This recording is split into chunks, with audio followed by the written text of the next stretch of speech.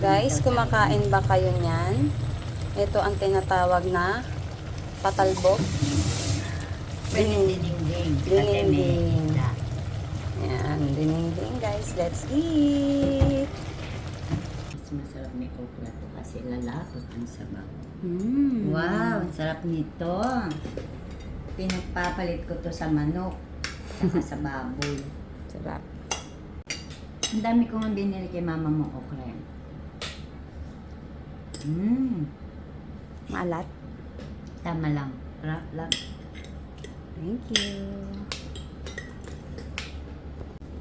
Kukuluan ko sa bagoong isda. Saka kami.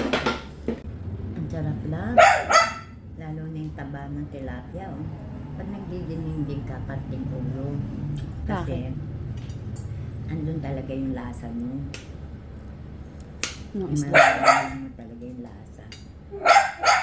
Ito. Uli-uli, pag nagluto ka ha, yung inihaw na isda, kung may matitira ka, huwag mo itapon. Yung lalagay natin. Yun ang mas masarap.